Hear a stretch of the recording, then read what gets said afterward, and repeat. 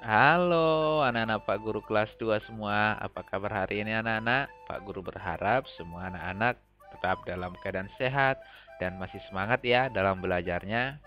Baiklah anak-anak Pak Guru di rumah, jumpa lagi dengan Pak Guru di pelajaran tematik kelas 2. Di tema 2, bermain di lingkunganku. Masih tetap di subtema 2, bermain di rumah teman. Nah, hari ini kita masuk pembelajaran yang kelima, yaitu menaati aturan saat berkunjung di rumah teman. Nah, anak-anak Pak Guru di rumah sambil mengikuti video pembelajarannya, dibuka bukunya pembelajaran 5 halaman 60. Baik, kita langsung masuk ke materinya ya. Nanti anak-anak Pak Guru di rumah sambil menonton videonya dibuka bukunya sambil dibaca. Kita baca bersama ya. Jaka, Ima, dan Sinta akan bermain di rumah Ebo. Sampai di rumah Ebo, mereka mengetuk pintu. Mereka mengetuk pintu dengan perlahan. Setelah pintu dibuka, mereka mengucapkan salam.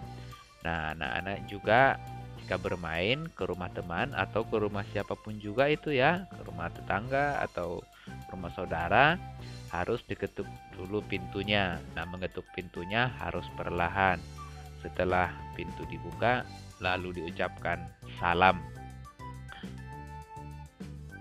Nah, coba anak-anak perhatikan percakapan berikut. Selamat sore, kata Ima. Selamat sore, Jaka, Ima, Sinta. Mari masuk, kata Ibu Ebo. Terima kasih, Bu, kata Sinta. Maaf, Bu, apakah Ebo ada di rumah? Tanya Jaka. Ada, Nak. Ibu panggilkan dahulu ya. Silakan duduk, kata Ibu Ebo. Terima kasih, Bu, kata Jaka. Mereka pun duduk bersama Ima dan Sinta. Hai Jaka, Ima, Sinta, ayo kita bermain di luar. Aku minta izin dahulu kepada ibu, kata Ebo. Baik Ebo, jawab Sinta. Bu, aku dan teman-teman akan bermain di halaman rumah, kata Ebo. Baik nak, jawab ibu Ebo. Nah, di situ Ima dan teman-temannya bermain ke rumah si Ebo. Nah, mereka mengucapkan salam, selamat sore kepada Ibu Ebo. Kemudian mereka masuk setelah diizinkan atau setelah disuruh oleh Ibu Ebo. Nah, perhatikan di sini Ibu Ebo mengatakan mari masuk. Nah, setelah mereka disuruh masuk, anak-anak atau Sinta tidak lupa mengucapkan terima kasih. Lalu si Ibu Ebo memanggil si Ebo. Lalu kemudian setelah dipersilahkan duduk, nah anak-anak atau Jaka dan teman-teman baru duduk. Jadi harus dipersilahkan dulu masuk ya anak-anak ya, baru masuk dipersilahkan duduk, baru duduk. Kemudian Ebo hendak bermain dengan teman-temannya di luar atau di halaman. Nah, sebelum bermain, si Ebo minta izin dahulu kepada ibunya. Nah, anak-anak juga begitu ya. Jika mau bermain, harus minta izin sama ibu atau sama orang tua ya, sama ayah. Supaya orang tua tahu di mana anak-anak berada. Nah, kemudian mereka bermain di halaman. Dan juga saat bermain harus mengikuti aturan saat bermain ya, dan harus tetap hidup rukun. Rehan dan teman-teman menunjukkan perilaku mematuhi aturan. Mereka mematuhi aturan saat berkunjung di rumah teman. Nah, berikut aturan saat berkunjung di rumah teman. Jadi saat berkunjung di rumah teman itu ada aturannya ya. Tadi yang pertama harus mengetuk pintu. Nah, setelah mengetuk pintu, pintunya dibuka harus diucapkan salam, mengucapkan salam. Boleh dengan salam menurut kebudayaan masing-masing ya, atau boleh misalnya shalom, assalamualaikum, dan macam salam yang lain boleh digunakan ya, selamat sore, selamat pagi, begitu ya. Nah, setelah itu menyapa dengan ramah. Nah, lalu yang punya rumah harus disapa dengan ramah ya. Nah, kemudian setelah dipersilahkan duduk, baru duduk. Ya, duduk dengan sopan.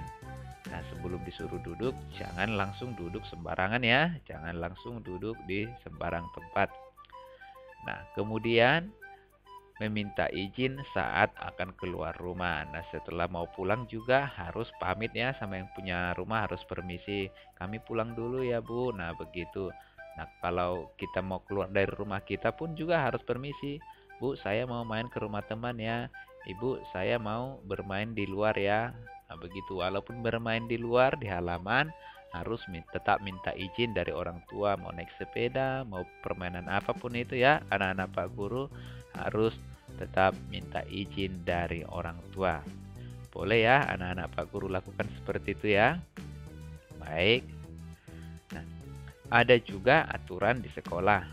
Nah, berikut contoh aturan di sekolah. Nah, di sekolah juga ada aturan ya, pelajaran sebelumnya juga sudah kita pelajari. Yang pertama, mengucapkan salam saat masuk dan keluar kelas. Jadi saat masuk maupun keluar kelas harus mengucapkan salam kepada guru. Lalu ketika berada di dalam kelas saat belajar harus duduk dengan tenang dan sopan. Nah, harus tenang dan sopan duduknya ya di dalam kelas saat belajar. Tidak boleh ribut, duduknya juga harus yang bagus. Kemudian meminta izin kepada guru saat akan keluar kelas. Nah, jika anak-anak mau keluar harus minta izin dari guru. Nah, kalau di rumah tadi mau keluar dari rumah harus minta izin dari orang tua. Jadi kalau di sekolah kalau mau keluar dari kelas harus meminta izin dari guru ya, anak-anak Pak Guru. Nah, ada tadi aturan di rumah teman, ada aturan di sekolah. Nah, aturan itu anak-anak tahu kan dibuat untuk apa? Supaya kita hidup teratur, supaya tertib ya. Jadi aturan itu dibuat supaya hidup kita lebih teratur dan tertib.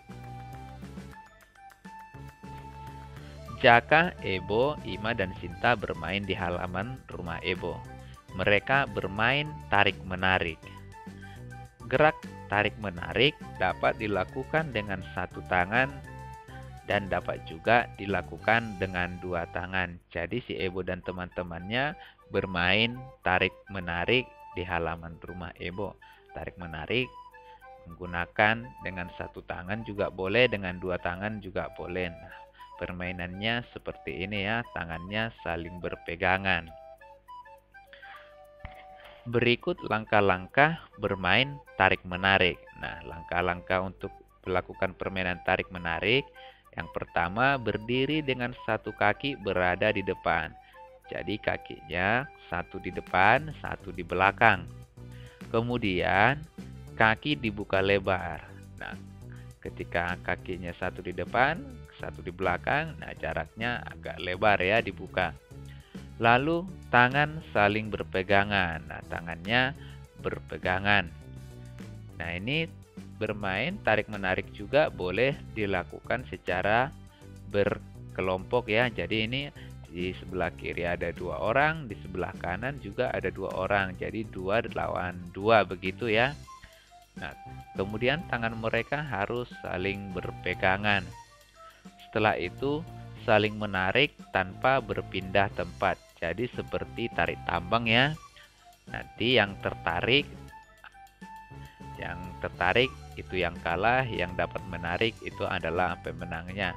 Lalu permainan ini anak-anak ya harus dilakukan dengan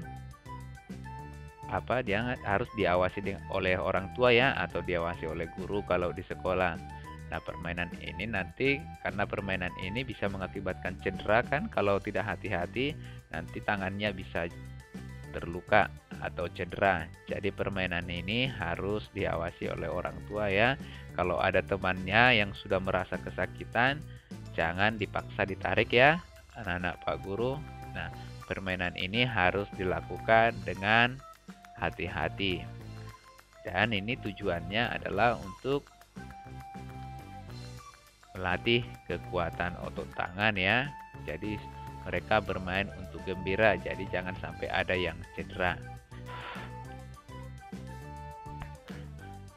Selesai bermain, mereka lelah.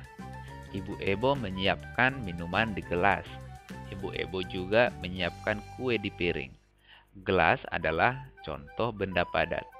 Gelas memiliki kegunaan sebagai tempat untuk minum. Jadi gelas kegunaannya adalah untuk tempat minum. Bacalah bacaan berikut. Nah, coba kita baca kegunaan benda. Ada banyak benda di sekitar kita. Ada benda padat, ada benda cair, dan benda gas. Setiap benda memiliki kegunaan masing-masing. Piring adalah benda padat. Piring berguna untuk meletakkan makanan. Air adalah benda cair.